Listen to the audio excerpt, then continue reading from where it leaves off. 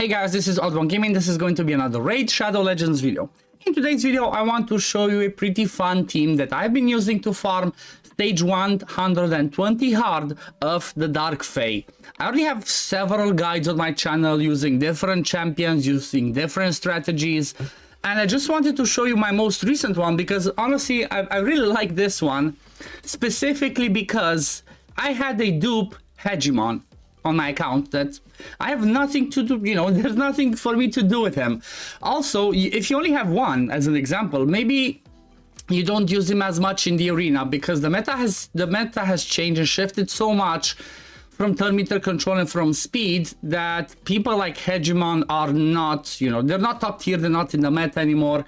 As it's all because of the stone skin. Every time you try and decrease somebody's turn meter through stone skin, that does not work. Any debuff you try to put through the stone skin, that does not work. If you want to nuke them out with a hedgie, that does not work. So there's plenty of stuff that does not work because of stone skin set. So I said, you know what, let me just try it out. Let me throw some gear on him, my leftover nuking gear, and see if I can do something on Dark Fae stage 120 on hard.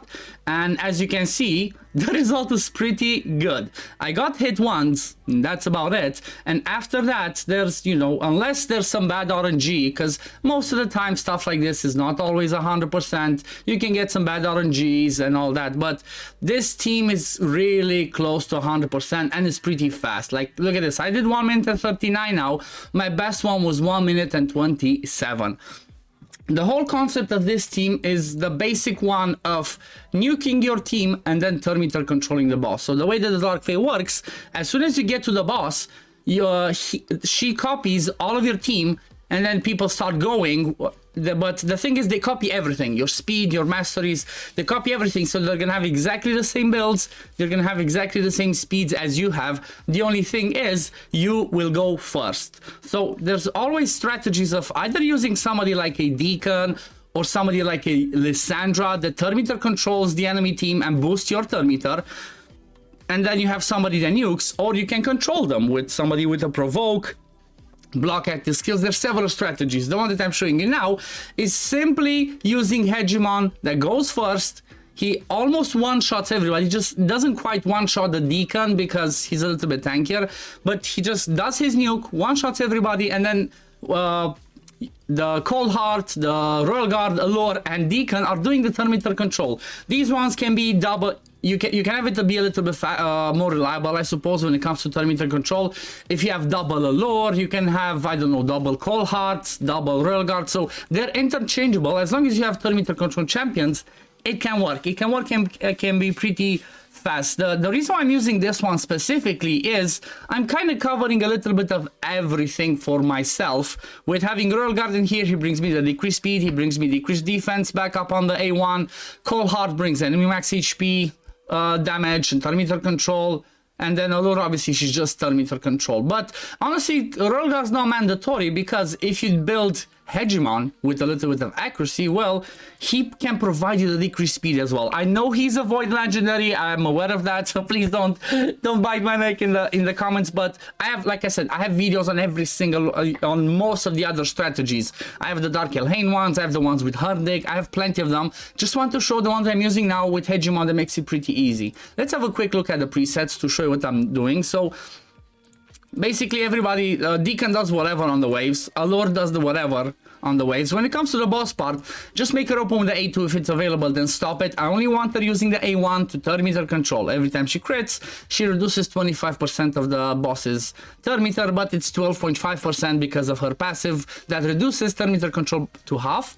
Then Cold Heart does whatever on the waves. I just lock the Heartseeker actually on the second wave because I want to have it on the boss, and I lock the A2 because this Cold Heart is built in a reflex set. This is the same Cold Heart that I'm using for my Fire Knight hard team. So her accuracy is pretty low. Honestly, this one should be like 350. So if you're gonna build it, try to get that 330 at least, if not 350 accuracy, 70% crit rate. You only care about her critting on the A3, and then decent speed and some survivability. Hegemon, he does not use the A2 on the waves, just in case we kill them too fast. And then when it comes to the boss part, he uses this one, and as you've seen, he just one-shot stuff.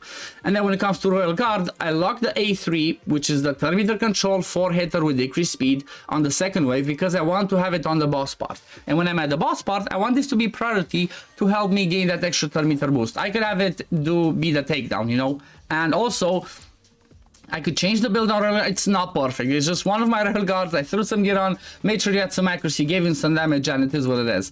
But I could build him in a different set. Let's have a look quickly at the set. So Hegemon is running a lethal plus cruel. It's honestly, it's not the best. I could do better because you do not care about any speed. Hegemon has a passive that says always goes first each round. So because he's gonna go first, you don't care how slow he is. You only care about him one-shotting everybody, and then that's about it. Eventually he's gonna get the turn. So yeah, lethal plus cruel. I don't even have masteries on him yet, so if I gave him some masteries with War Master at the end, I would do even more damage and I would kill the boss even faster, and I could make a team that's under 1 minute and 30 seconds consistently all the time. Deacon is random gear. He's just in some toxic plus perception. You just want it to be fast, give him a bit of damage, give him 350 plus accuracy, and then that's about it. You want him to do this A3 a lot, push the boss's thermometer and push your thermometer forward. Again, with War Master in here for extra damage. Allure runs Giant's Hair because she has triple hitter A1. These are her masteries, and she's running, honestly, she's in immunity from my Fire Knight normal team, but I don't use that anymore, so I could just rebuild her and give her, doesn't matter the set, give her damage and make her be fast with enough accuracy to land her thermometer decrease. Because keep in mind, even though it doesn't say anywhere, you know, or it doesn't appear with red as most debuffs, thermometer reduction requires accuracy. If you did not know that, you know that now. Thermometer reduction needs accuracy. Then Royal Guard, he's actually in Savage plus Crew. I think I just put pieces of gear together because I never do this to my people. I always crit cap them, so I guess I just collect some pieces because he was missing gear, put them on, and I went with it. But still, you saw he's doing the job. These are the masters that I'm using on him, specifically the War Master, because again, you want more damage on the boss. And then the last one is, as I mentioned, Cold Heart in a Reflex plus Perception. Also, she's running 2 pieces of Refresh accessories because, you know what, if you can proc this, you can come back to the Heartseeker as often as possible, and that's the whole reason behind the Reflex. Because this one does tons of damage, also depletes thermometer, so that's amazing.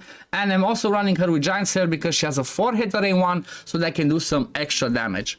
This is a pretty standard basic team, just using a Void Legendary that I had no use for, because like I said, I have 2. My first one still running in a stun set, leftover stun set, to do thermometer control with some stuns if I'm going against speed teams that don't run Stone Skin. And then I said, let me build a second one, and this is the result. So yeah, I'm really happy with this team. I really enjoy it. I hope this is helpful for you guys. I hope you really enjoy it as well. If you want to try and do the same team, I already have videos on it, but just a simple principle.